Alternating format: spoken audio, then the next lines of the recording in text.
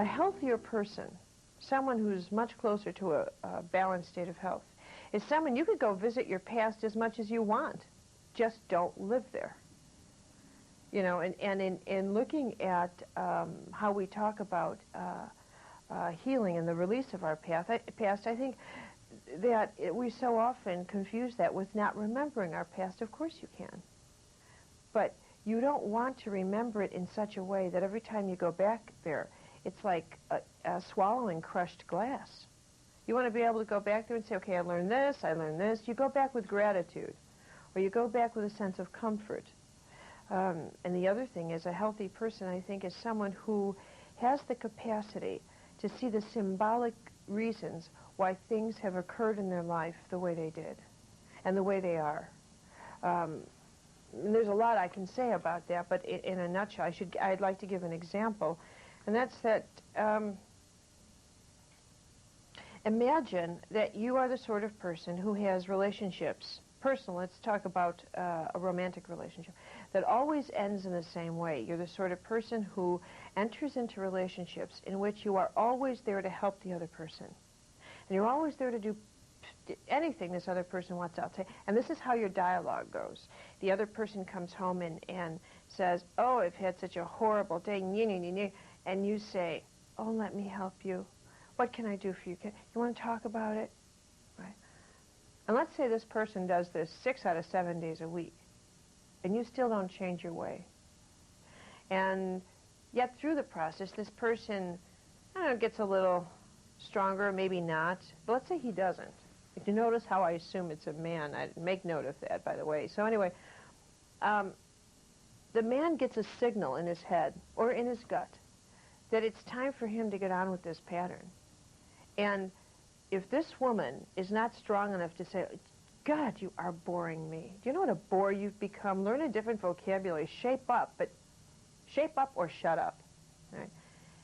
His own life force is going to guide him out of that relationship and into another relationship where his partner would be strong enough to do that for him. In the meantime, you are going to feel abandoned and abandoned and abandoned again.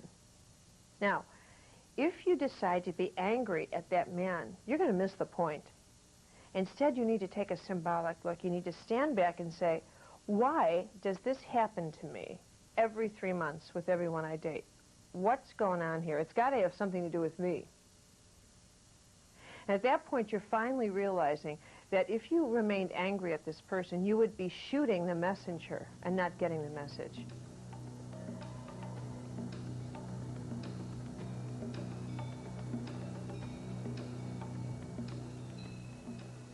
We are now into the territory above your waist, and we're into your internal reality. Down here, of course, is your external. I want you to keep that in mind because there's such an intriguing difference between these two worlds. Your fourth chakra, of course, is your emotional zone. This area of your body regulates your sense of harmony, your sense of love.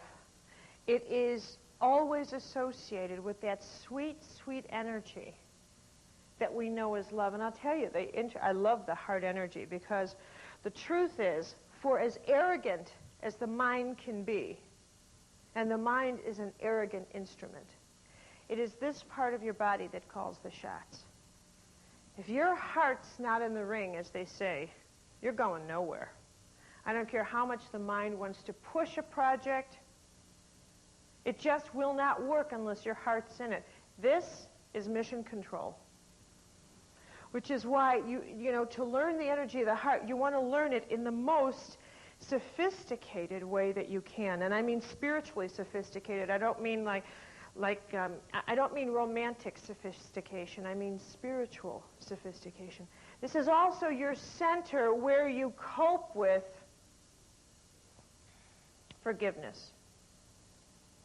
Now, you know, forgiveness is another.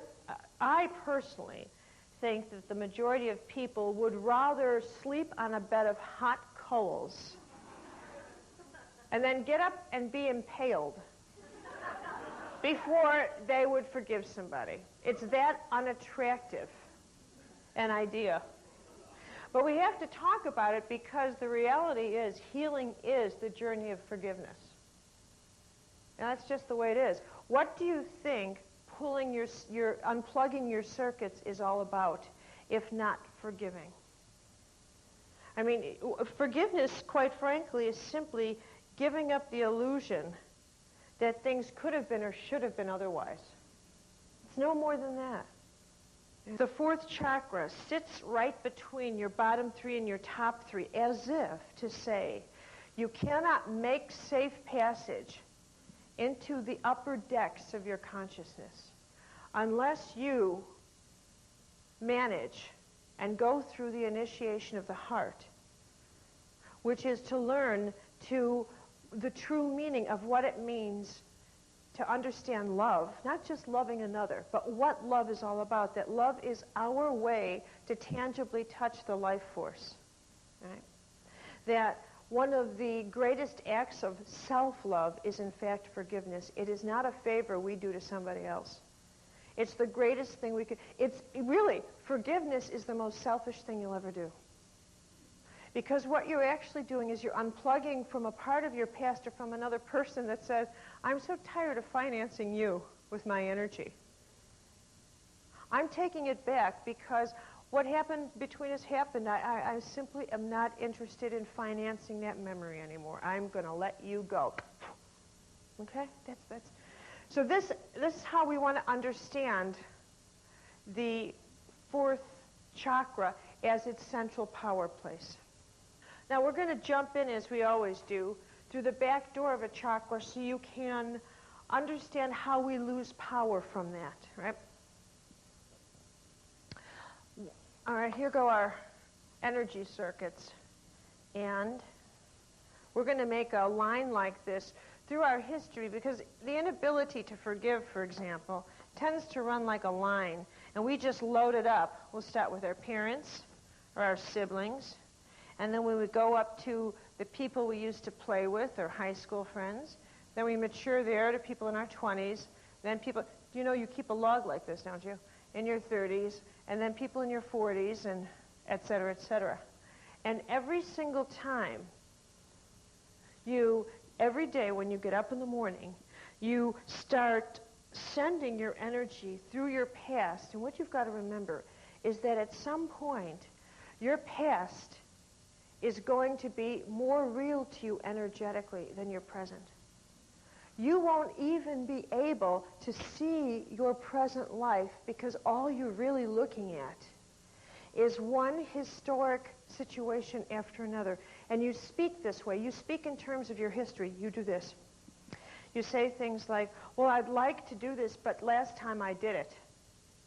And you instantly run back 10 or 20 years instead of your angel sitting there kicking you in the astral saying, but this is a new decade. You've got completely different maturity and you move on. But you don't hear this. Instead of moving on, you move backwards. Okay? It could be that your angel says to you, look, I've arranged a date for you. And you're going to meet this person at, we thought maybe a coffee shop. I'm working on his angel, I'm working on you, and we've arranged the time we're going to meet, so make sure you get there, because this would be a nice relationship for the two of you. So all of a sudden, you suddenly think, I have this craving for coffee. And you think it's just you, right? And here your angel's pulling strings. So you start rolling down the street to this coffee shop, and you walk in, and you see this wonderful person sitting there, and she sees you, and all of a sudden, you go like this, and you go like this energetically. Wait right there. And you start pulling. The past come. I'll be right there. And then you put on those glasses and you think, oh, God, she looks exactly like he looks. And you end it right there. Or what's worse is once you meet, you pull out your wound file. So that you set the boundaries. You know, I don't date anybody who does this to me. You do this kind of thing. And it's all because... Anyone has ever done that? Uh-huh. Put your hands up, all of you. All right. So that has a lot to do with this chakra center, as does the inability to love yourself. To love yourself. I mean, this is a real tight zone, because I want to show you something. The language below the waist is very different than the language above the waist. Below the waist, because it has to do essentially with the 3 stages of tribal life. In below the waist language, the word self only is connected to ish. Okay? Selfish. But when you get above the waist, you put the ish on the other side, and you have self-development, self-fulfillment, self-care, self-love. Your tribe says selfish, selfish. But you're into a whole new concept of what the self means, of what it means to develop self. If it's not this, it's not that kind of thing. It's the journey of self-exploration, willing to look into your shadow side as well as celebrate the light that's in you. This is that part. This is also your center of what it means to love others. And, of course, you're going to start, we all do. Don't I talk like I'm not subject to this, but I am. We all start with loving each other, learning what the meaning of love is in this sort of tribal way, that we can only love people that look like us, walk like us, talk like us. Then we get to the second chakra, we can only really love people that we can sort of control or who have some influence, some connection to our physical security. Okay? We will tell ourselves we're in love with someone, even though we don't love them, because of their finances. Okay? We'll live that kind of illusion. And we work love up to the fact where we try to mature love into what it means to love a person. And we'll go through conditional love, and then we start the journey of unconditional love, of what that means. And that is also a part of the lessons that we learn through the 4th chakra. This is, of course, one of the most, like all of them, each chakra has its own way of draining your energy. But you can lose a lot of money on a business deal, or you can have your 17 cars stolen from you. None of that will drain you of the same energy so much as a broken heart, or a heart that's been violated in some way. Because this is the energy that talks to you about whether or not you like being alive. I don't care how much you own, and neither does your spirit, by the way. And that's what you've got to remember. Your spirit is not actually interested in counting the gold that lies in the bank. Your spirit prefers the gold that comes from the hearts of other people. And when all is said and done, unless that part of you feels fulfilled by how well you love another, and how, if you can allow others to love you, then you're going to live this life as though you are empty. Totally, totally empty. Okay? Now, let's move on to the positive side.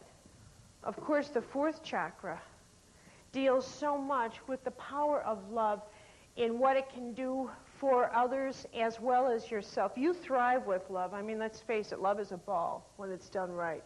I mean, is there anything that's more fun? Right? We want to add to this the healing power of love. I'm not sure, quite frankly, that people who lack self-love are very successful at healing. I suspect they're not.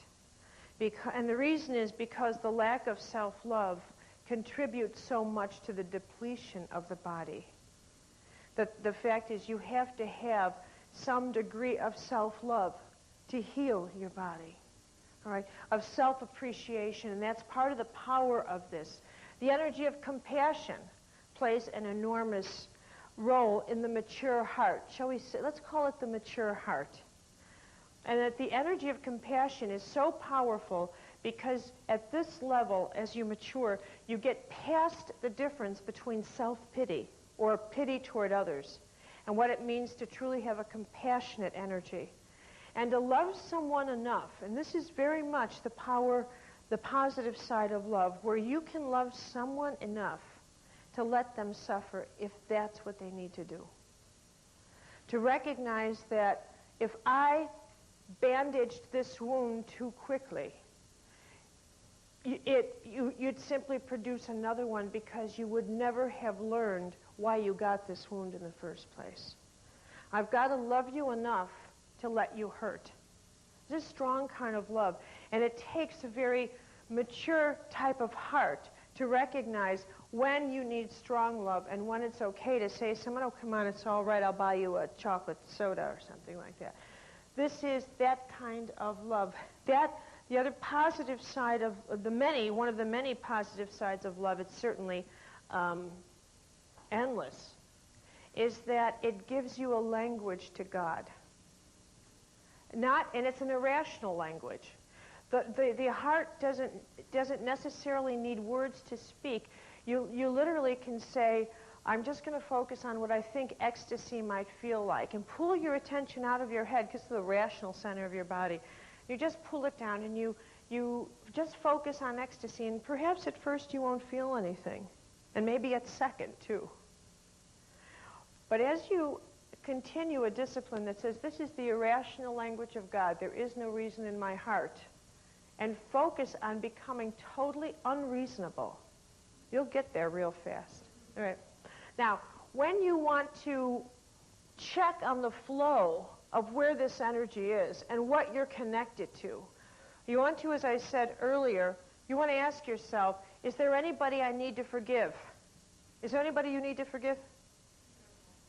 Let me do this again. Is there anybody you need to forgive? All right.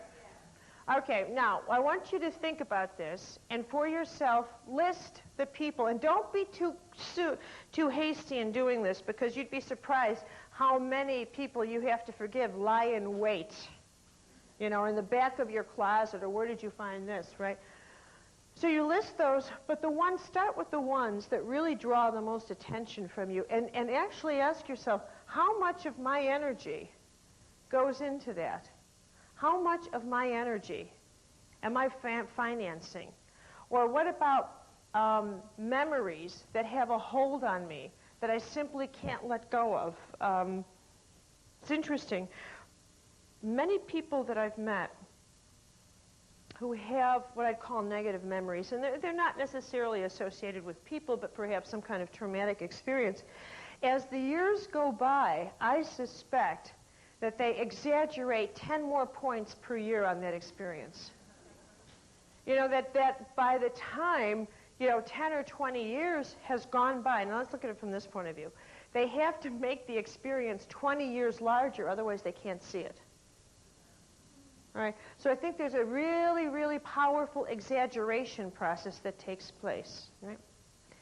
The other thing you want to recognize as you look toward the nature of love is to ask yourself, do you have any knowledge with yourself of what self-love is?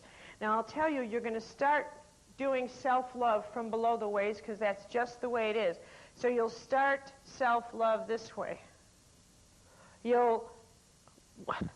When it's time to go on the journey of self-love, this is what happens. You pop into your individual heart for the first time. Prior to that, you've been living in a tribal heart, so that your tribe invests your heart for you.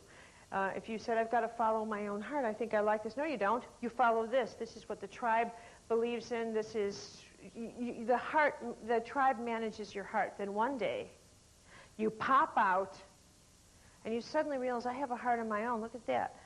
And you start looking at your life for the first time through your own sense of, I want to discover who I am. I mean, this feels good.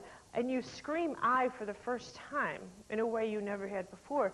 So now the trick is that you have to go back to your tribe and tell them in the nicest way possible, I'm nothing like you, and I'm out of this nightclub, okay? So you begin this journey into a very, very different quality of love, and you're going to start that journey, and the journey of self-love, you're going to go right back here, so that self-love means that you move out of the physical place where you are. The first thing you're going to do in the discovery of your own way of loving yourself is you'll change physical locations. You absolutely will. The next thing you'll do is you'll change jobs. Or you'll change your relationship. Or you'll change both. Because they know anything that you built before this time is not going to make the transition over the river. Okay? It's just not going to do it. And then you will change the way you look physically. You will. It is inevitable. You're going to look at yourself through tribal eyes and think, And then you'll do something to change yourself physically. And then you'll go through the passage into the heart. And of course, then you'll discover the nature of your wounds and why you've been hurt. You'll look at your whole life very differently. And that's why, and that's where and why you encounter the power of forgiveness so strongly. Because the essential key of recognizing you've passed some level of initiation into a much higher voltage of your spirit is when you are actually practicing forgiveness from this level instead of second chakra forgiveness, which means you simply put your weapons down but not the desire to shoot.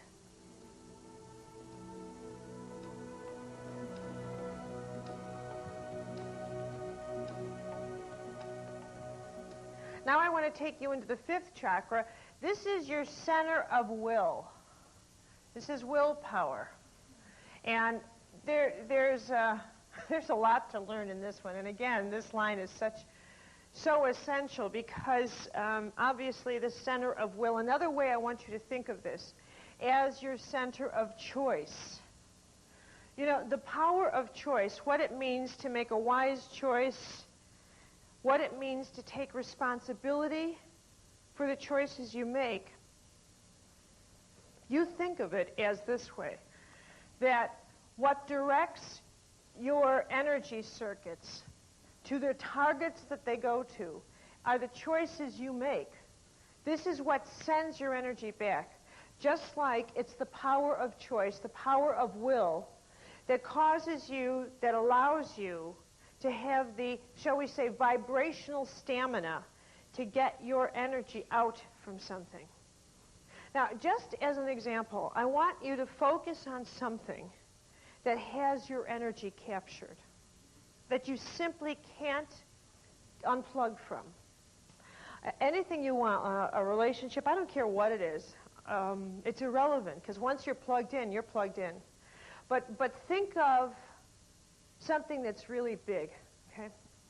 Now, we're going to talk about your willpower. And we're going to talk about your power of choice. And when I say 3, unplug and make it forever. 1, 2, 3. Are you unplugged? No.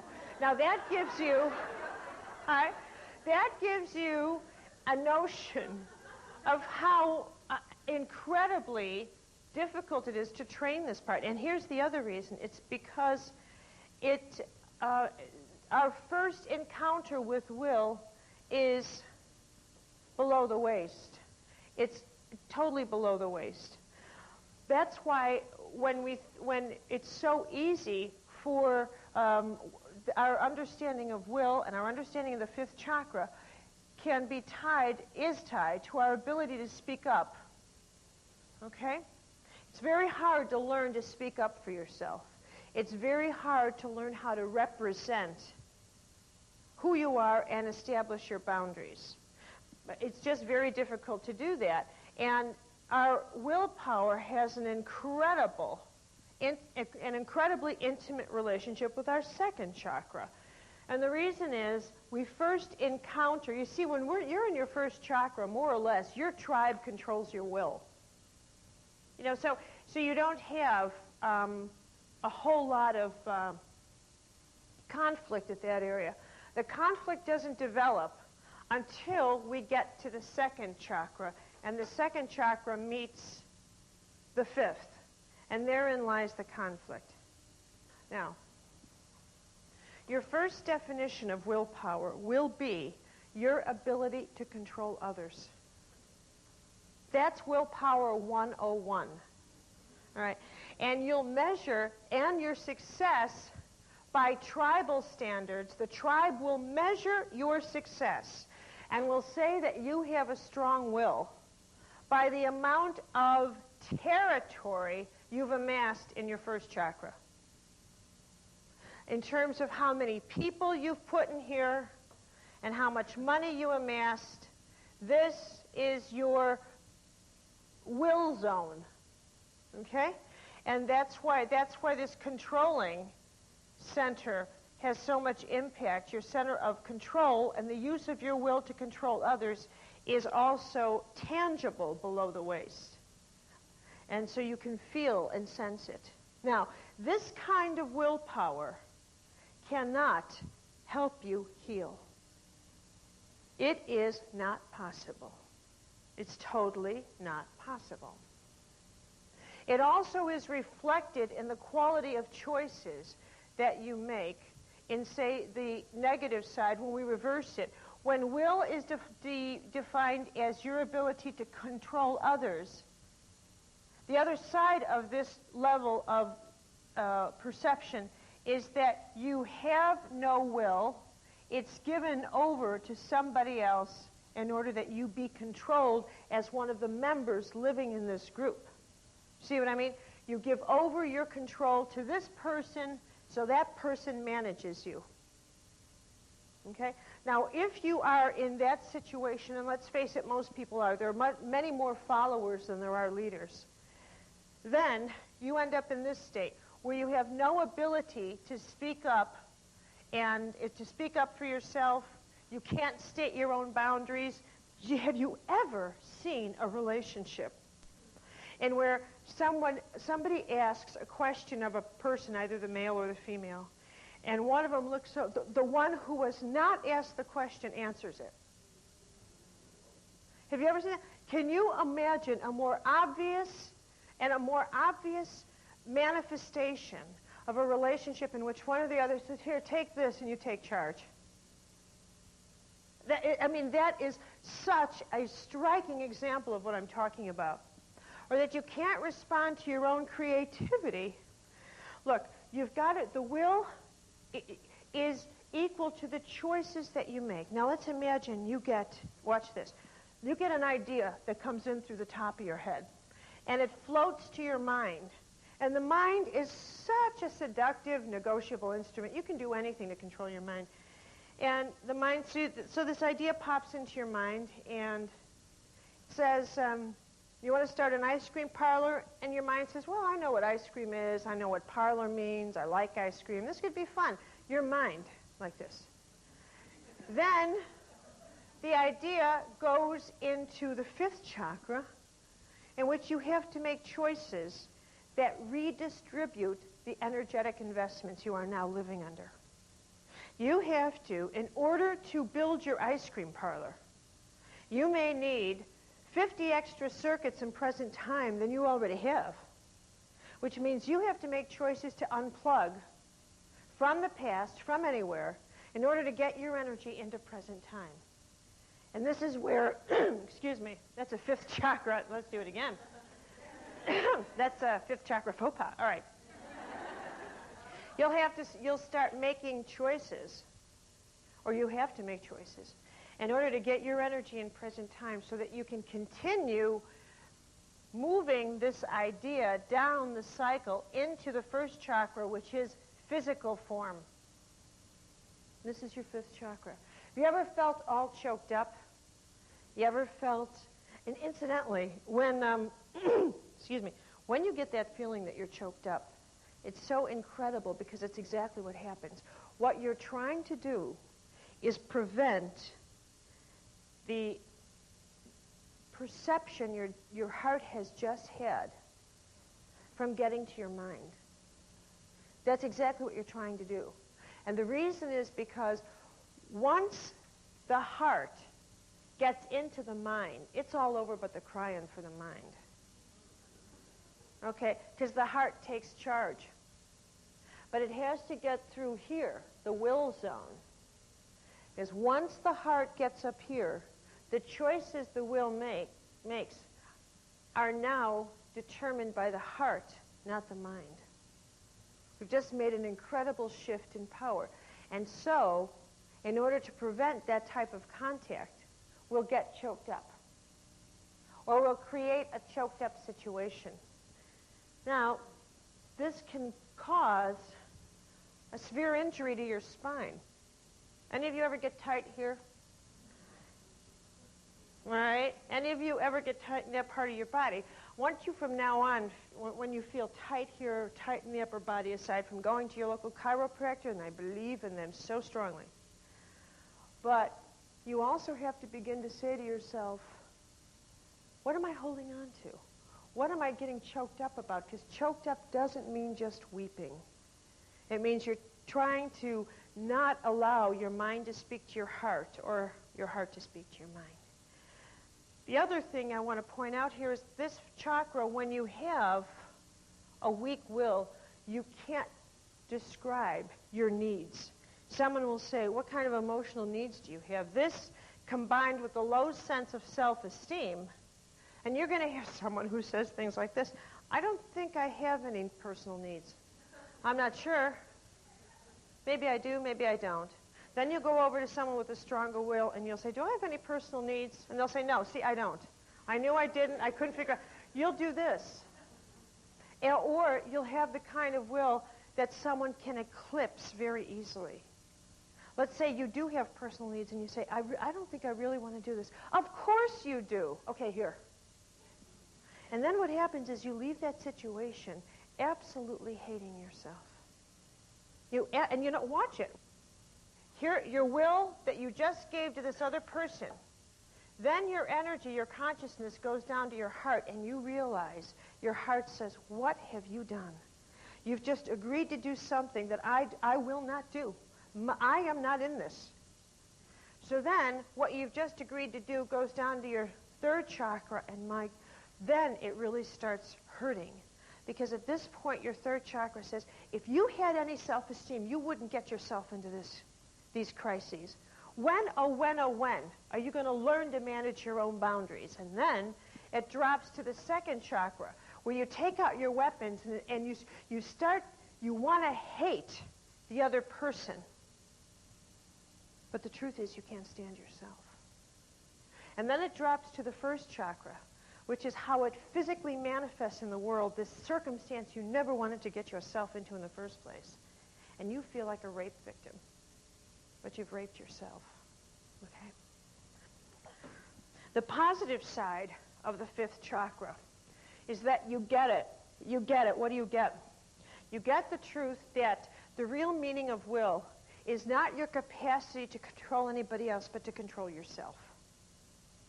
You know how hard that is? I mean, we know how hard that is. You know, several years ago now, I did in my early years of doing workshops,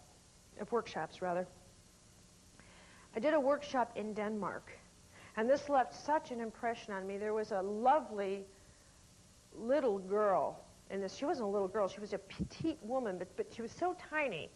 She was like a little girl to me. And she had AIDS. And she came up to me and she said, I'm trying to heal AIDS. Do you think I can do it? She also was limping. She was a prostitute. She had been badly beaten up. And I looked at her and I was talking about her capacity to develop a strong will. She smoked like crazy. So did I at the time. I thought to myself, we could be great friends. But anyway, but then I looked at her and I thought to myself, if I had the cure for AIDS in this hand and a cigarette in this hand, and I said to her, okay, pick one, her mind would go here, but all of her circuits would go here. And that no matter how much she tried to pull her will out of her nicotine habit, she could imagine that she was doing that. She could choose every day and scream, I pull my will, but the fact is her willpower would do this. Are you talking to me? Have we met? Because through her life, she's always given her will to everybody else to manage. Therefore, when she needed her will, finally, to act as her ally in the management of her own life, it wasn't there. And I cannot emphasize enough what it means to develop your will. You know how you want to do it? Like I said earlier, go to the busiest place in your life that drives you crazy.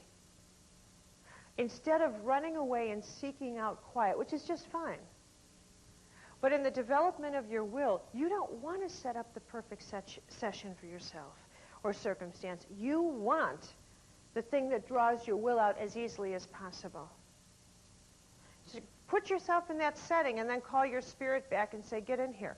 I'm going to know that I'm in charge of you when I can walk near that type, listen to that type of music 24 hours a day and command my will not to hear it or command myself not to be attached to it. Then I'm going to know I've got some clout here. I'm learning. I'm getting some power. That's how you do it. That's how you do it. The fifth chakra in its power state gives you the courage for honesty and for speaking honestly in your life, for representing yourself in an honor-filled way with others, in having communication with others. And do you realize how difficult it is to speak honestly to somebody? Everybody, that's the loudest you've made all day. Right. That is the hardest act, I think, or one of the hardest by far that we've ever, and we have so many ways of disguising our feelings or maneuvering them so that we look like we're honest, we feel like we're honest, but we're not. The courage to be honest is phenomenal. And it doesn't just mean to tell people in an angry way what you will and will not do. It means the capacity to speak openly, and maybe not even openly, but honestly about your life in such a way that you aren't threatened by the responses of others, that you know no matter what someone else says to you or tries to talk you into, you're not going to be seduced. There is a real sense of strength in you when you know your will is not an instrument that's for sale. Okay? Then you have it's easy for you to state your boundaries and without having to fight a war for them. You know, people who I've met, and there's not a lot, but the people I've met who've had the strongest willpower have not had to speak about it. Pun intended. It simply vibrates from them. You know, this is not a person who's going to negotiate or betray his or her will. This one's not for sale. I think I'll find somebody else. Okay? You know it. I remember, I have a very close friend, a gentleman I teach with quite often, and he's not someone whose will can be negotiated. So the way I've learned to deal with him is I will simply say to him, I'm going to try and manipulate you this afternoon, okay? I just put it out on the table. I mean, because we've known each other too long and can see too well, all right? And then you have the power to use your will in ways where you can help other people become empowered, where you're not afraid of their growth. Now, that's a very, very challenging part for human beings because we are by nature competitive. And it's another reason why I always tie the fifth to the second, because your second is that sense of competition. And it's so easy for us to withhold our will in such a way that we don't want to give a circuit of our energy over to another lest they start running faster than we do. Right? But if you have that sense of inner will, that sense of inner guidance that tells you, my life is not in that person's hands, but in my own. And not only that, there comes the spiritual moment when you say, not my will, but thine. Where you finally take this instrument out, this just given you lifetimes of headaches, and instead of giving it to everybody else, you say, oh, I've had enough of this. You take it. And you begin to live from a very different level of power. That's the irony of consciousness. First, you have to go through this journey of becoming aware of how to use your will in the world and then how it doesn't work in the world. Isn't that interesting? Then you have to start using it to clean out your inside, and when you're done with all that work, you get rid of it. But this is the journey of the empowered will, where you finally become so empowered you don't need a will. Isn't that divine irony at its best? Now, you want to evaluate whether or not where your energy is invested, how the strength of your own willpower. You got to ask yourself these questions. Am I keeping my word? Do I keep my word? If not, how often have I broken my word, and to whom? And to whom? Have I lied today? How often do I tell lies? Get a sense. Ask yourself these absolutely raw, bone-raw questions. And as you do, feel whether energy is leaving your body. And you know that because you'll either, if you're answering yes to the following questions, do I lie? Do I use my words to hurt others? Do I speak dishonestly, or am I able to express myself honestly? Whichever, you ask yourself either way you want to speak to yourself. But if when you ask yourself the questions about the negative side of will, like, have I told a rumor about someone today that's simply not true? And you feel that energy of shame rush through you, or that energy of heat. Shame is a very hot energy, right? It doesn't feel cool. It feels, you actually flush with heat, and it goes through you. It's fire. Then you know you're not kidding yourself. You are losing energy fast. And then you sit with it, and you wait till whose images come into your mind. Okay? If it's, anybody's image, you check off in your mind, okay, that one, that one, that one, that one. And then when you come out of that exercise, ask yourself to think about it. What did I do? What did I say? Become conscious of it. And then literally assess, boy, have I got a lot of energy invested in that. How do I pull it back? Because you want to retrieve your energy. I really always recommend to others, and I actually finally have developed this as a daily practice. Isn't that interesting? I mean, I can teach about it. I've taught about it all over the world, and I didn't even do it myself. How do you think I felt when I got to this chakra? But anyway, but I finally have it down as my own discipline. And actually, I do it partly for the amusement of it. Like, where am I? I've let myself. It makes me feel like a loose cannon on deck. But I like to check in the evening and in the morning what I'm plugged into. I like to become aware of how fast I'll plug myself in to somebody's something, and I can't get myself unplugged from it. I mean, I like to become aware of these things. I mean, how many of you, for God's sake, can even unplug from a homemade cookie? I mean, we're talking about major league unplugging here, but let's put it in proportion. Do any of you eat cookie pieces? Because that myth, cookie pieces have no calories. So you piece your way all through a whole roll. Oh yeah, I've been there, done that. Going there, we'll do it. Okay.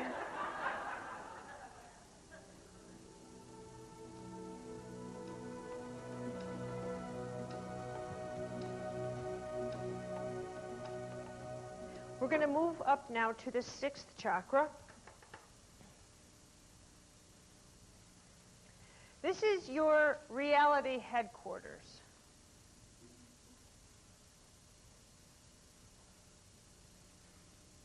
Reality headquarters.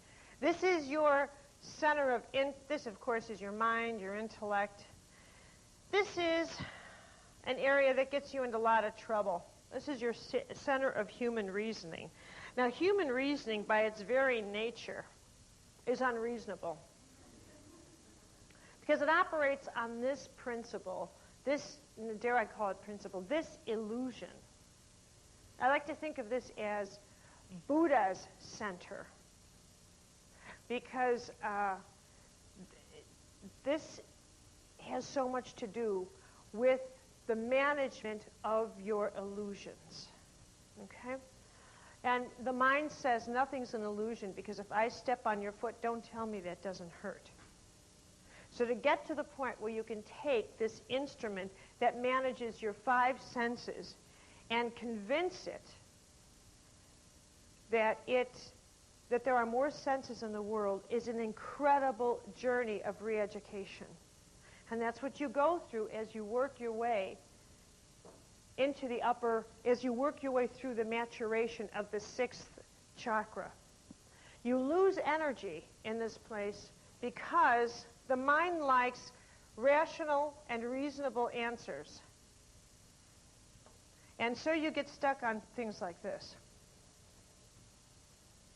How many of you have said to yourself, I'll move on with my life if I only could figure out why that happened? Any of you ever do that? All right. If you could only have a reason that makes sense to your mind, then you will take up your bed and walk. But until the mind has a logical, mind you, logical reason that includes the following, none of it was your fault. It won't go any further. Now, you know what I finally realized about the mind? It's a clever little bugger, is that the mind tends to encourage the rest of the human energy system, and particularly the heart, to hold on to grief. For this reason, it's a superstitious reason, quite frankly. The reason is very primal, which is this. If I hold on to all my grief from yesterday, I won't get any new grief coming tomorrow. Okay? So I stay locked in, and the mind keeps supporting this by giving me self-righteous reasons why I shouldn't forgive. And the self-righteousness just works its way all the way down. And then I am absolutely certain, because of my primal tribal belief in God, that our notion of human reason is the same as God's. This is the only difference, is the mathematics. If we are just people according to the law of an eye for an eye, then God is 100 times as just, but he still works along the logical lines. If we are supposed to be loving, then God is all loving. It's just logical. So, God operates according to our legal system. And that's how the mind likes it. Because then we can figure out how much does it cost to strike a deal with God so that we don't have to go to court. You know, it's this kind of thing. That's how the mind likes it. So that when you go on the spiritual journey, so much of the journey is the dismantling of your rational mind in order to allow the irrational, miracles, angel conversations, time travel, bilocation, the manifestation of the divine instantly into your hand to happen. Those are irrational acts. Now, this is an illustration of the closed mind. It almost speaks for itself, doesn't it? Now, and this, mind you, is so significant to issues not just of healing your body, but healing patterns that you've gotten yourself into in your life. Like, how come I can't make any money? How come every single time I've started on a creative project, I've fallen flat on my face? I want to know, is there a logical reason? No, there's no logical reason. There'll be a different kind of reason. There's this kind of reason. And you've got to have an open mind to get to the irrational. If you look for the rational reasons, you'll go this way. You'll take your sight and you'll go down here below the waist, because you will look to blame everybody else for why you've had failures in your life. Have any of you ever blamed anybody for something in your life? Okay. Instead, and so as a result, when someone offers you higher perceptions, like coincidences are really meaningful, there are many paths to healing. Healing meaning healing patterns that deal with the breakdown of your finances or your physical world or whatever, or why that part of your life has, in fact, disintegrated according to a higher level of reasoning. It may just have been time, but from your perception of human reasoning. You say, I'll determine the time. You know, one of the richest things a nun said to me, was, this was right before I graduated from college. And the college I went to was also the mother house of a group of nuns. And they had a beautiful chapel. They still have it, right? So I liked praying in that chapel. And shortly before graduation, my senior year, I was in there, and Sister George was coming out. And she was short, but don't kid yourself.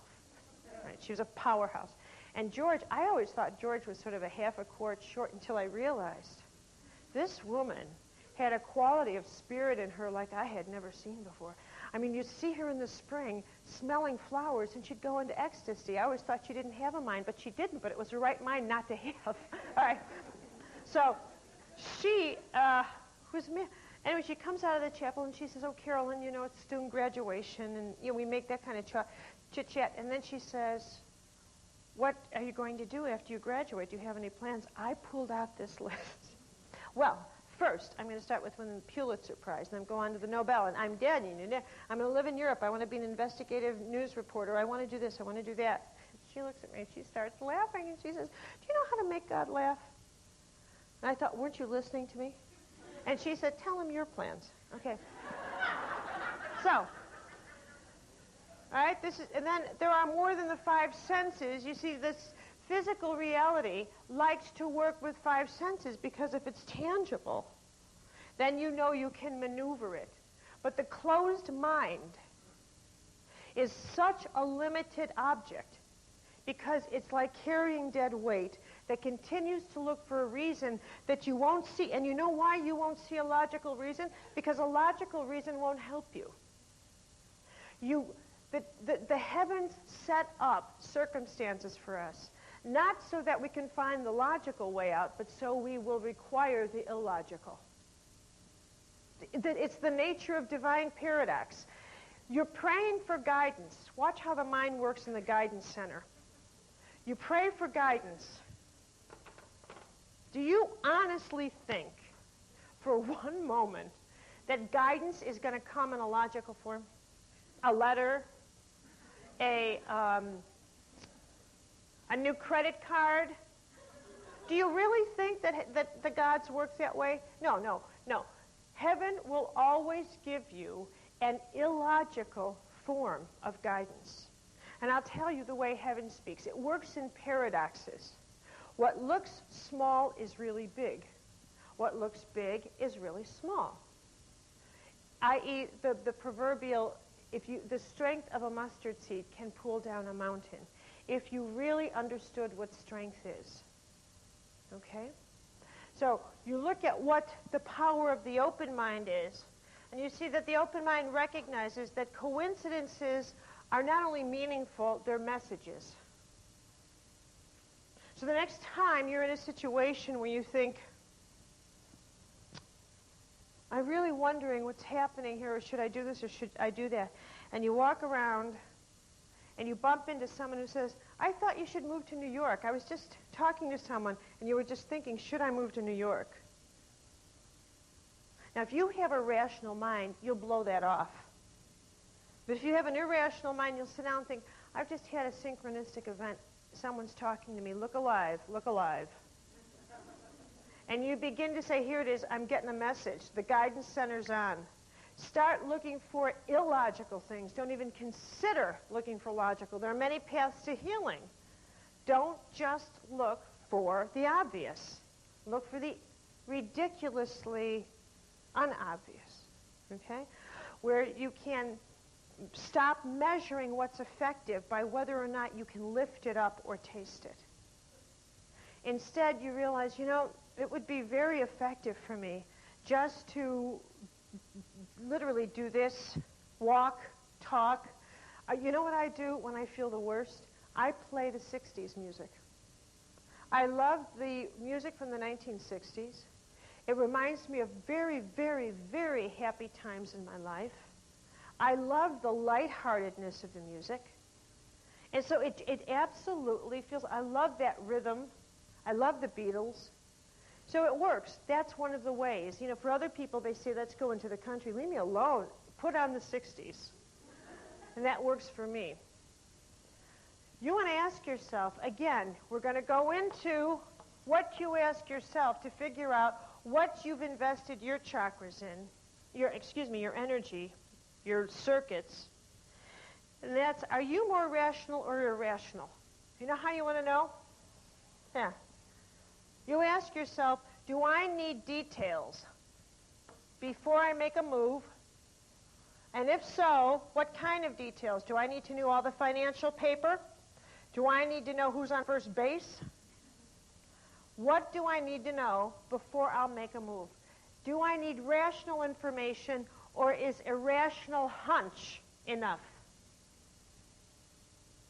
I'll tell you something just to tell you. I'm just going to mention this. Do what you want with it. But the gods always give you a risk and a no-risk proposition. If I were you, I'd take the high risk. Always take the biggest risk. And I'll tell you something else that will never, ever make sense to your rational mind, but here it goes. What really counts is not the road you take. It doesn't matter if you go left or right. It doesn't matter. What matters is the reason why you made the choice you did. Because if you're supposed to accomplish X, either road will get you there. What matters is the reason you chose the road you did. And if you decided to choose a road because it looked safe and all the things that requires, what you've chosen is the road of no faith. Okay? And if you decided, all right, I'm taking a risk, my ball's in your court, I'm going, you've chosen the route of faith. And in that route, you can expect one synchronistic experience every 3 hours. You can expect help out of nowhere. You literally have the power to sit down one evening and say, all right, God, you listen to me. I got a payroll to make on Friday. I've got this, I've got that. So what I need is 3 synchronistic acts and possibly 1 miracle. I'm going to bed. Right? I got to tell you that. You don't have to pray 3 times for the same goal. So I remind you again and again and again, please take this advice to heart. Take it to heart. Got the map? Take it to heart. You've got to squeeze past your will because you've got to convince your 5th chakra to have the courage to make totally irrational choices. But remind yourself every single day that it's not the rational choice that counts. Now, I'm not telling you to go out there and do stupid things. I'm telling you to look alive and that you're going to be offered a risk and a non-risk. And what you need to do is not evaluate what's on the outside, but whether or not you have courage on the inside. Now, what you want to ask yourself are those type of details.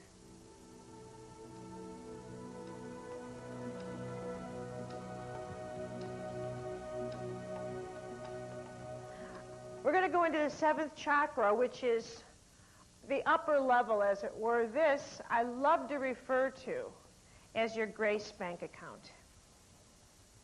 This is where you store your prayers. Isn't that a nice way to think of it? And this is where prayers for you by others are stored. Isn't that a lovely way to think of it?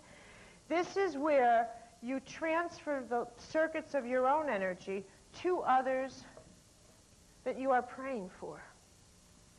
And this is where when you go into contact, meditation, you don't even have to go into meditation. Why do we have to put our contact with God in such a tight parameter? This is where you receive grace constantly. You don't only and always have to be in the state of meditation. You just have to breathe. This is where your life force, your prana comes in.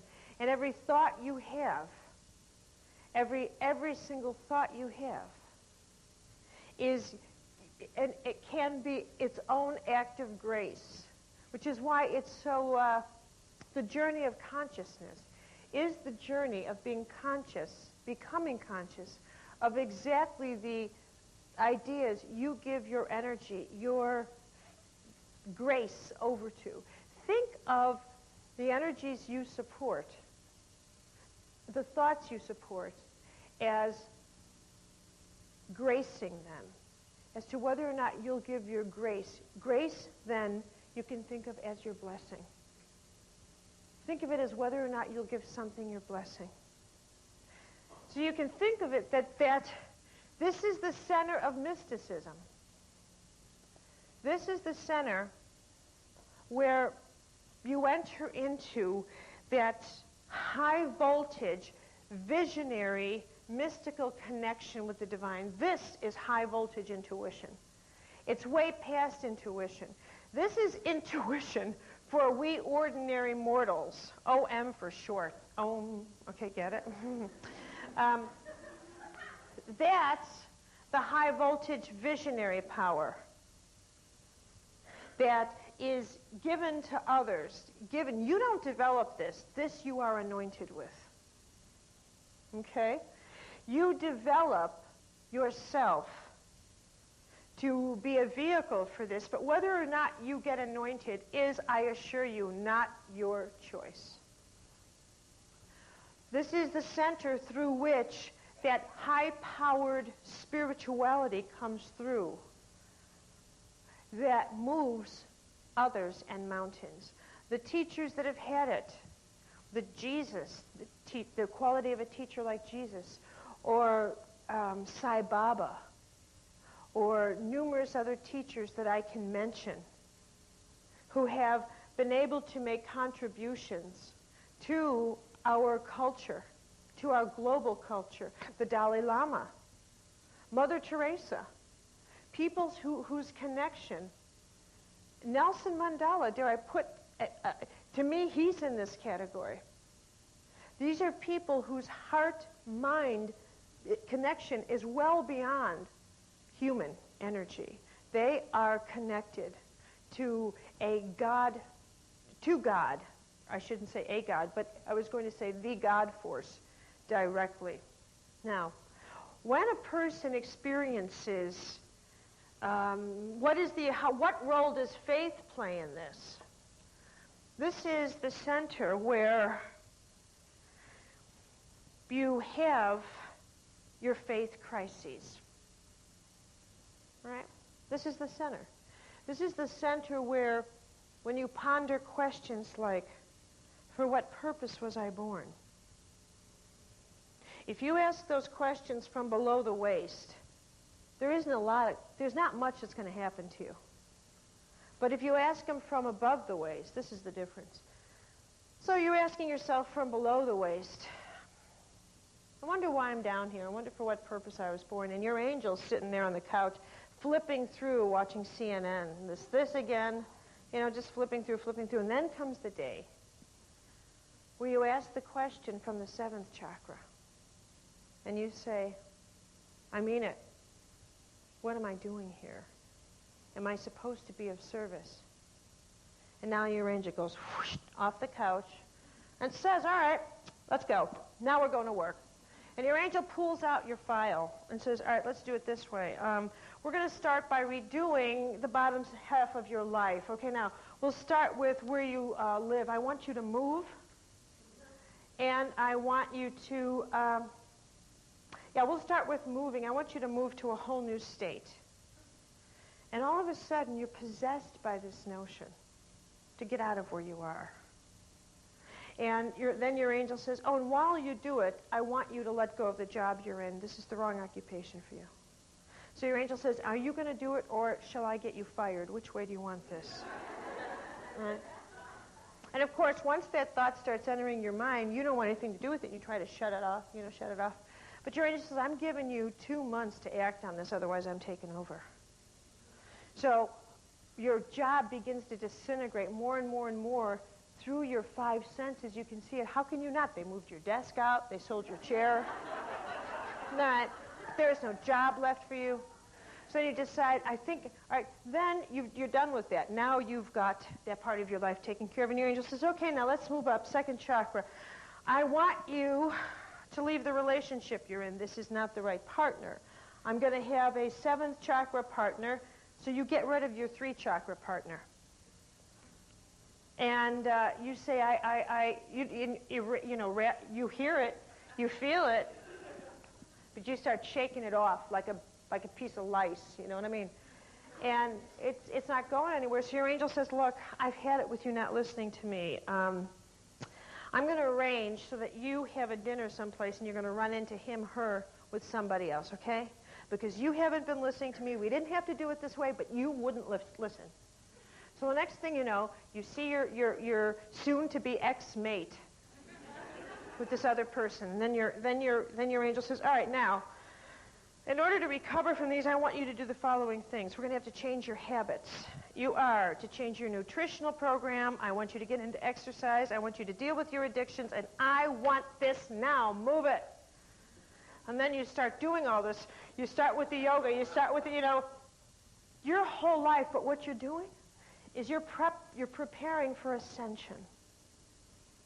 You're preparing for ascension so that you really can work in this other area of your energetic system in a high enough way to where you can work from the visionary energy that comes into all of us, not so that you see huge visions, but so that you can live beyond the state of illusion.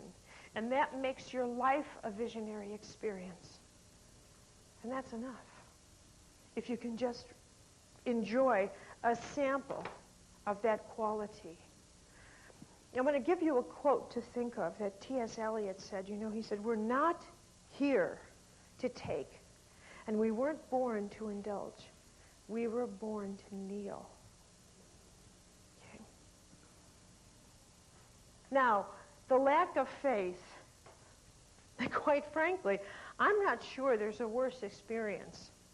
If I had to list the worst experience that there is to live a life without faith. I mean, I can't imagine anything worse. Think of it in a tiny molecule form. Imagine that you lost faith that this flashlight would work again on your next trip into the basement. You realize how nervous you'd be from that? Now try living a life without faith. Think of it as though all of your circuits of energy are pouring into you and falling right out.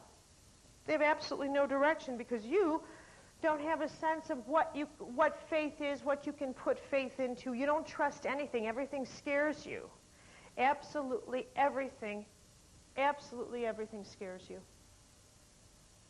And so you picture yourself like this, and I think when you have faith you cannot not have faith.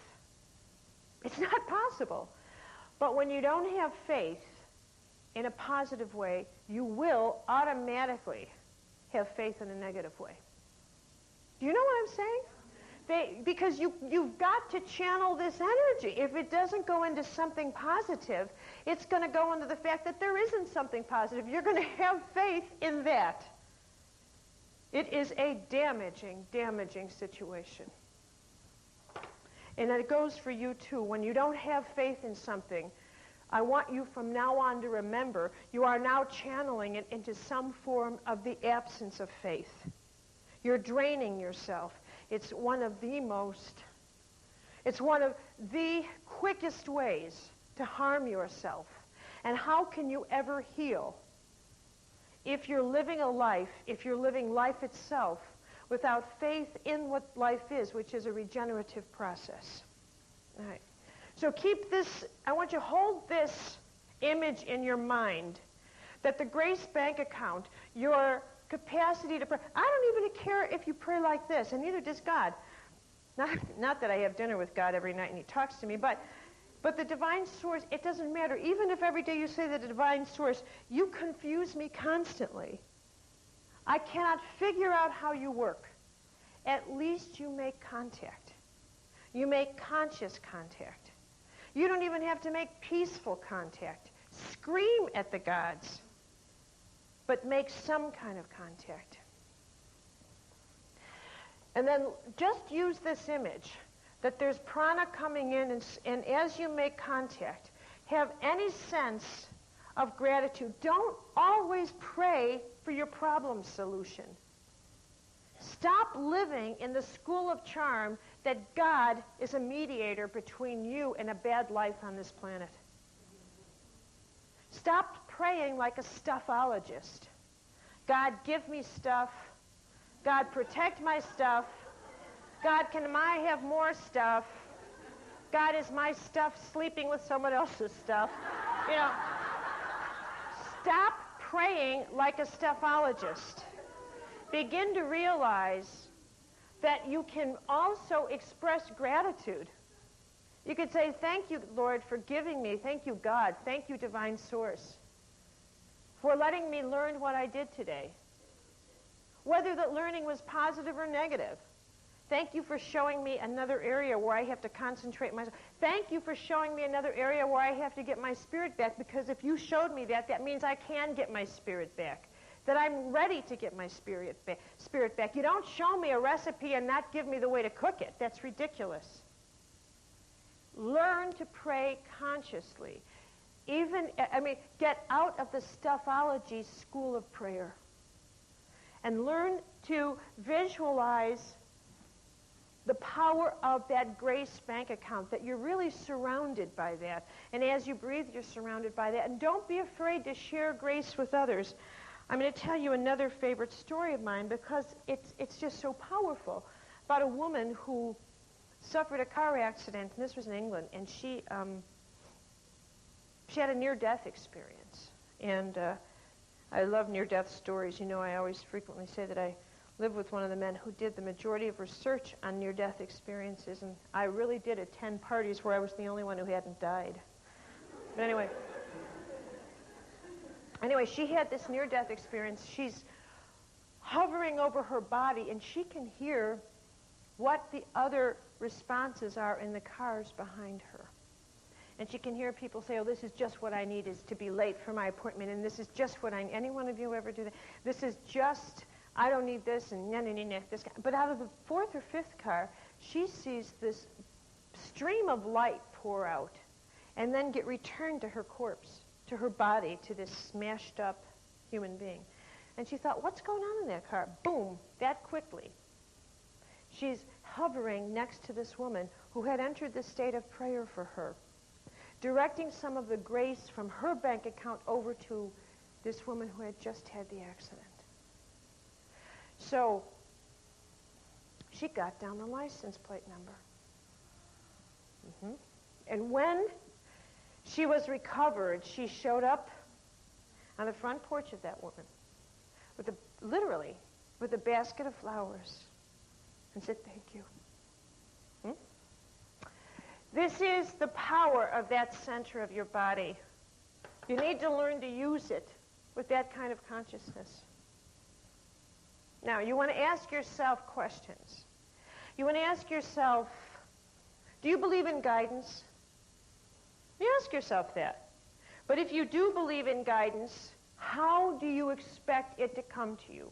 Are you looking for rational guidance or irrational? And what's more is, are you prepared to respond to guidance if you get it? Or do you want guidance on your own terms? And if so, sit down with yourself and figure out what are the terms. I did this in one of my workshops. I love this story. And I said to everyone, all right, what terms do you want God to contact you on? I mean, exactly what do you want? And this one person says, this woman, God bless her, spoke honestly. And she said, well, I like a lot of time off. And I'm really not interested in going back to work because, you know, I have a nice routine for myself set up. I get up around 9:30 in the morning, and I like my morning walk, and I paint through the afternoon because I know that I'm going to be I know I have a career in art.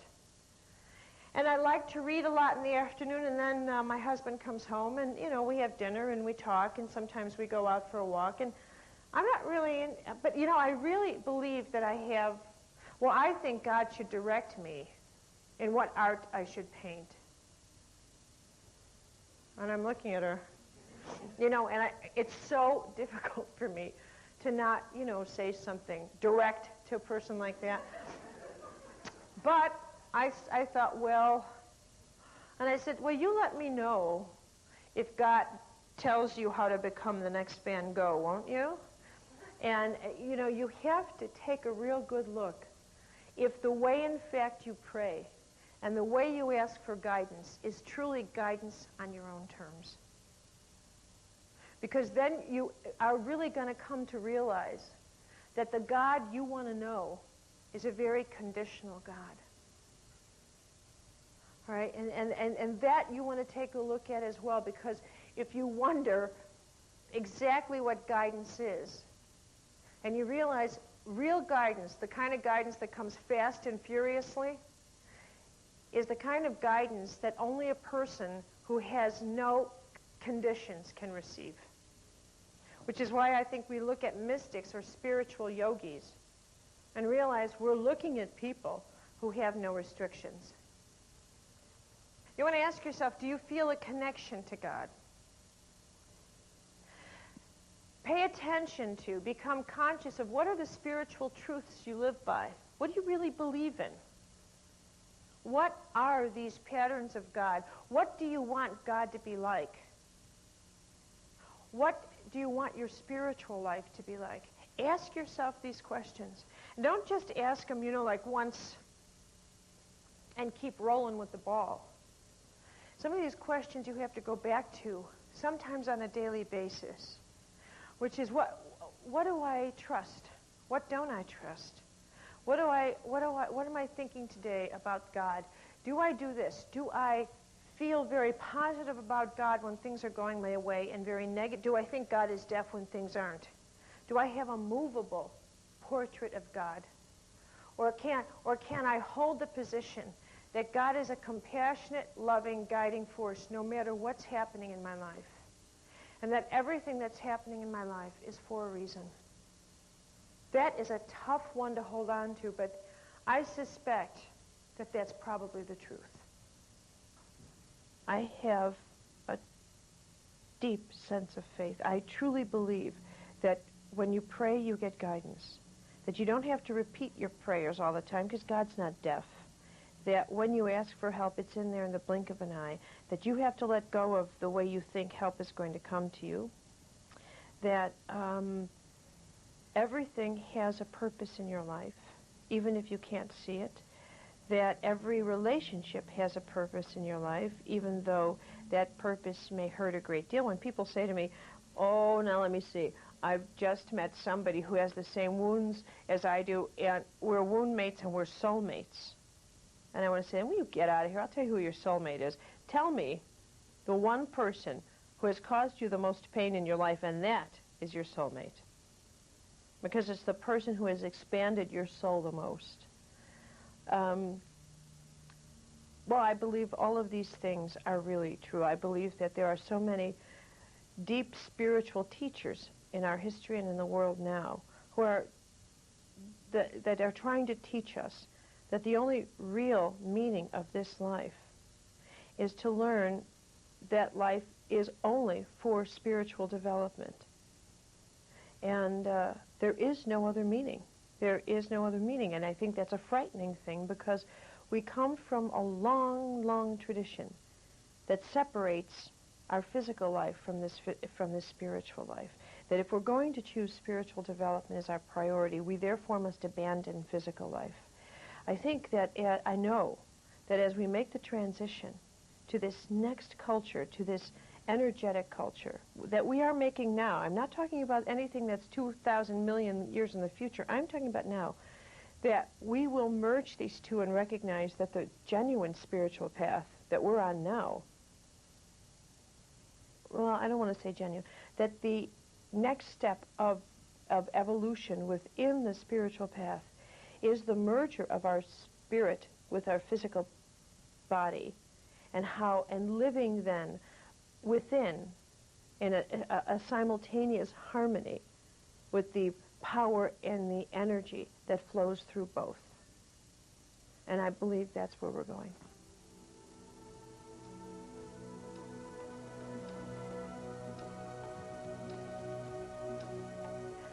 The last thing I want to share with you is the significance of doing a daily personal inventory. I can't emphasize enough how crucial this is to your health and to your healing process. And again, in terms of the journey of consciousness, this is what it's about. Figuring out where you've left your spirit every day.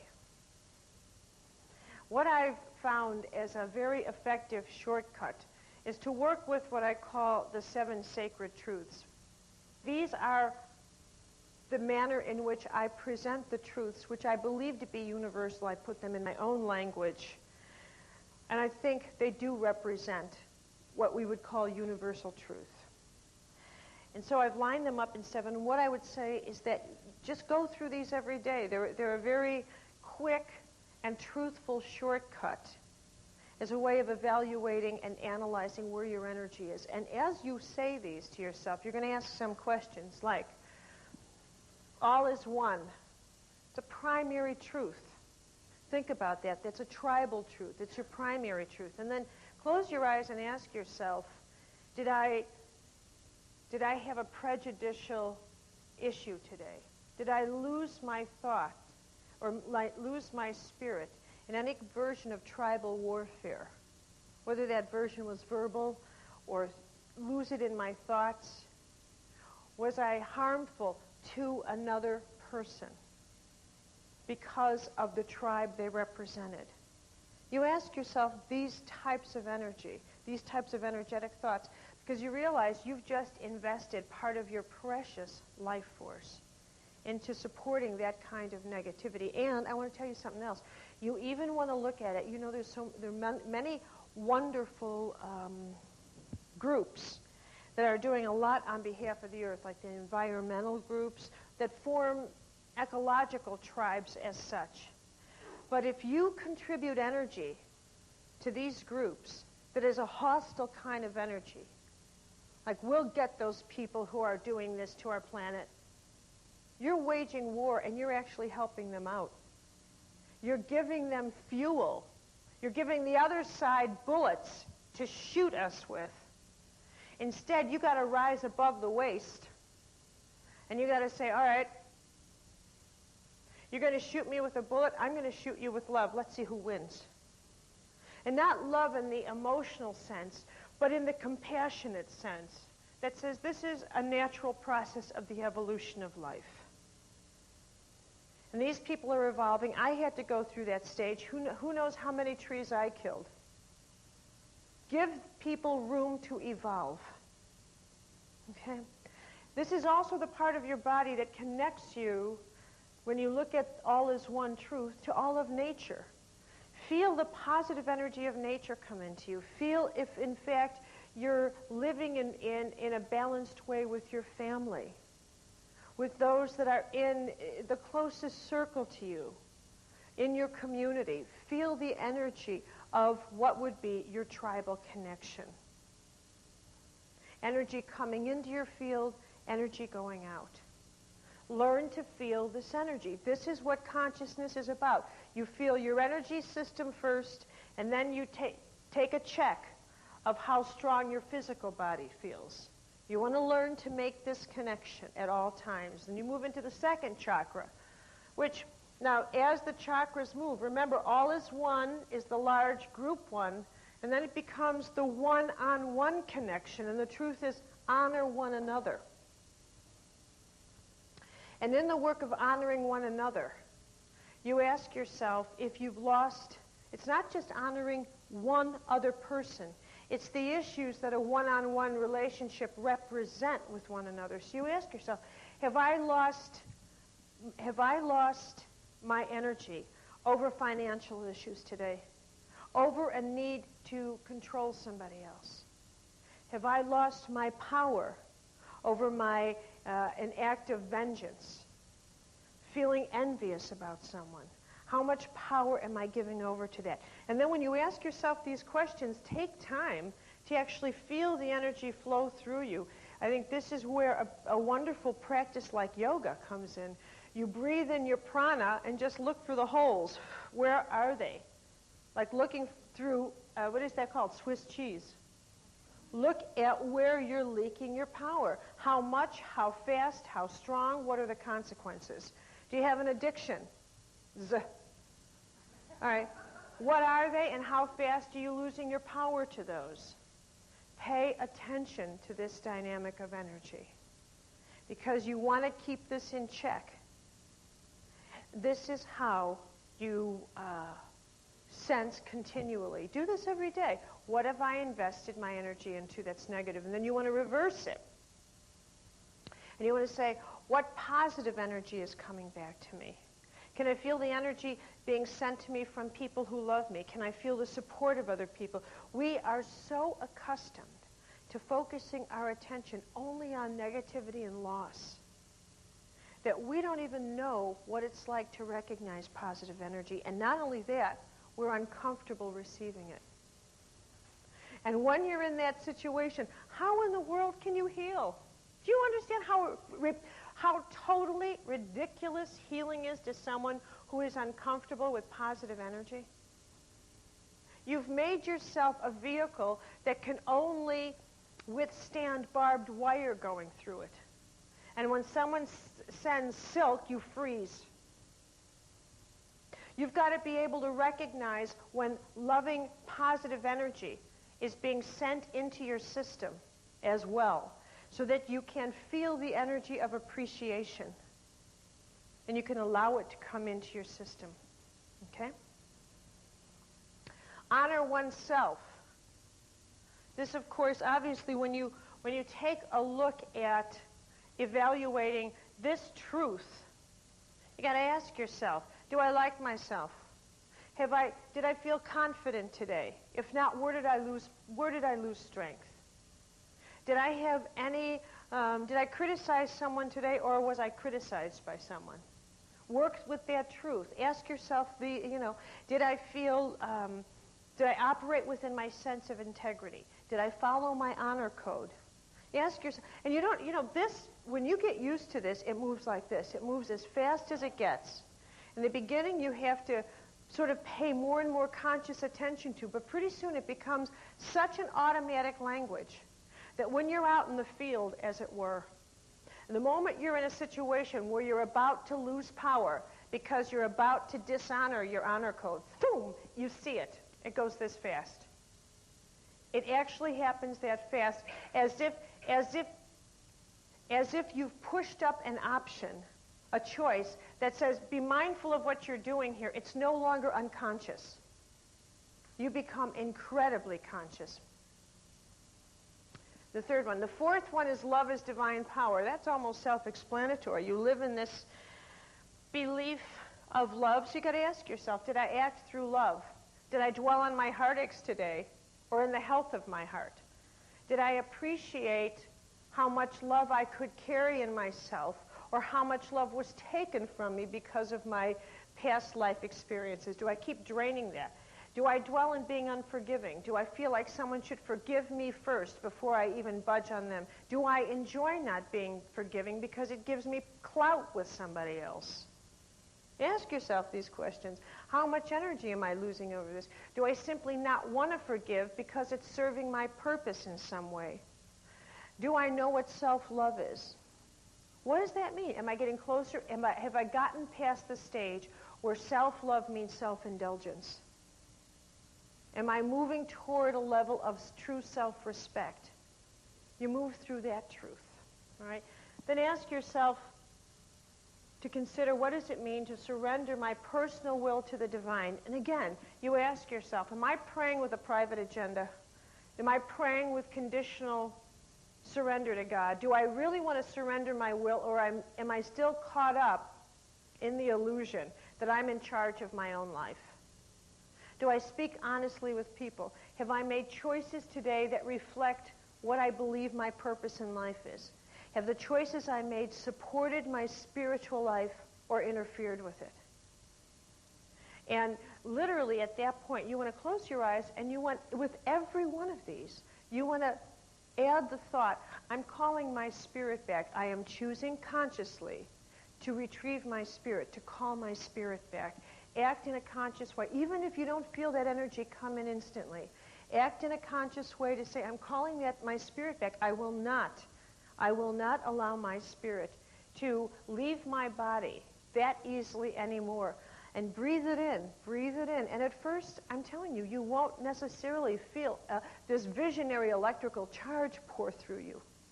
Because part of the process of getting your energy back is becoming disciplined enough to stick with a practice. You don't earn the degree by attending one class. All right? You got to work for it. You got to work for it. And with every year that passes, you get stronger and stronger, and pretty soon you develop a fluency in it. You move to the next one, who says, seek only truth. This is a delicious one to live by, because you ask yourself again and again and again, do I believe things that are true or truth? Do I make up things in my mind that serve my journey in this lifetime, or do I really live by that which is truth? Do I judge others? Do I send my energy into harsh judgment of other people? Have I decided what's best for someone's life because it suits me? Am I releasing my energy in that way? Do I honor others by being able to honor the secrets they've asked me to hold for them? Do I literally live by situations in which I can see the struggling of other people, and I'm able to pray for them in a clear, open way without using, the blockage of my intellect to decide they deserve this? Am I able to transcend my sense of what justice is and release it to the wisdom of God? That's a tough one, and you ask yourself that. At the same time, you ask yourself, am I open to new ideas, or have I become literally and metaphorically a blockhead? Where I don't want new ideas. Am I clinging to a tiny reality because it makes me feel safe? All right. Do I call myself open-minded, but in fact, I'm not? And I like new ideas to flow in at a certain speed, because the slower I keep them, the slower the slower I allow them in, the slower will be the changes in my life. You calibrate the speed at which your life changes by the speed with which you allow new thoughts in. Am I making sense to you? It's one and the same. So if you're afraid of fast evolving, if you're afraid to evolve fast, you'll slow down the speed with which you allow the new in and get rid of the old. You'll cling to the old even though you know it's not truth, but you'll hold on to it because it slows down how fast your car can go. Okay? Let's go into the seventh. Live in the present moment. Dump the garbage every day. Evaluate, am I carrying something in me that I don't need to have anymore? Am I holding on to old baggage? Am I carrying the dead with me? What form of the past am I still holding on to that I need to let go of? And you evaluate that, even if the past was 2 hours ago. If it happened a minute ago, it qualifies as past time. But if you go back 2, 3, 5, 20, 80 years, and you're still holding on to it, you need to have a long conversation with you. And when people tell me I incarnated, I had a lifetime 600 years ago, and I'm still trying to resolve this, they expect me to applaud their revelation? And I'm looking at them 600 years, and you're still working on this? I see it from quite the opposite, because it's so preposterous. I don't celebrate that sort of nonsense with people. I say, get yourself into present time. Live fully in the moment. Why does that allow? That allows synchronicity. That allows your mind to go into matter, your ideas to go into the cooperation of your power of will, the power of the heart, and boom, hit the floor, hit physical reality. This is how mystics manifest instantly. They don't have any of their circuits in the past. They are powerfully and fully in present time. So that when they say, touch you and say heal, that electricity genuinely, it's the electricity of present time combined, because present time electricity, to become a vessel of present time is the same as becoming a fully faithful spirit. You are fully living by the truths. You have no part of your spirit left in the mausoleum of your life, any lifetime. And you are fully a vehicle for the divine, because the divine is a present time force. Okay? Do you spend quality time in prayer? I don't have to talk about quiet prayer. Do you spend time consciously relating your life to God? Are you angry with God? Do you have a whole notion of how you think God should talk to you? Never mind the conditions under which you will evolve, but your impression of what God is and what God should be. Then, for the fun of it, ask yourself to know, did anything synchronistic happen to me today? Did anything that remotely look like guidance happen to me today?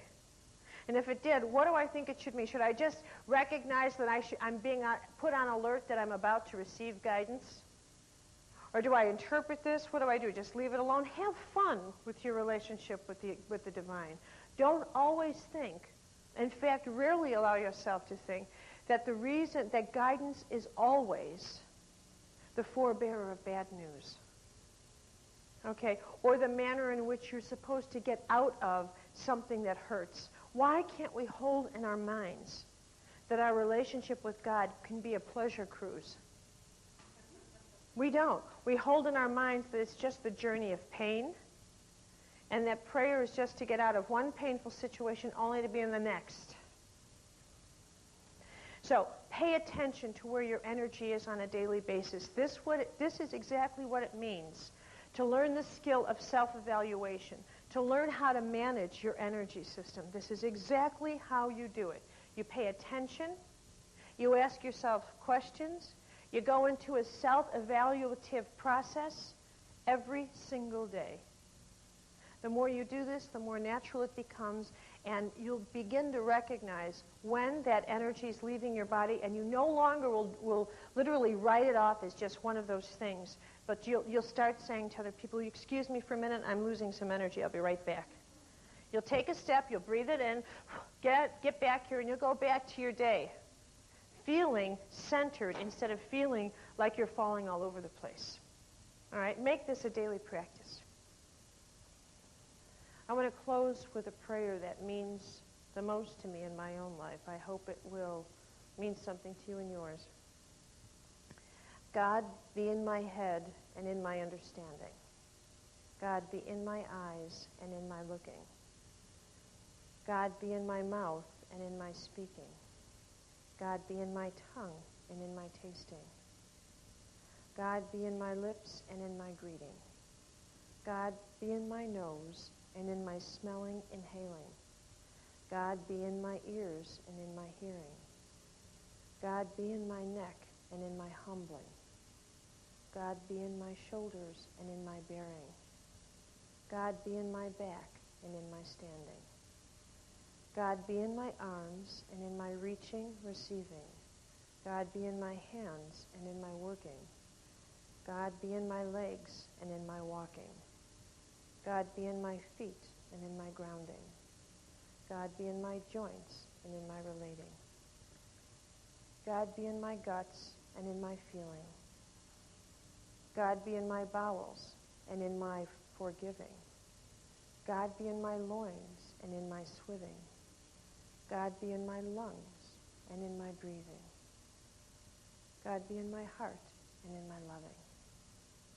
God, be in my skin and in my touching.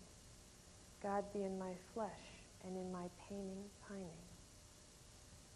God, be in my blood and in my living. God, be in my bones and in my dying. God, be at my end and at my reviving.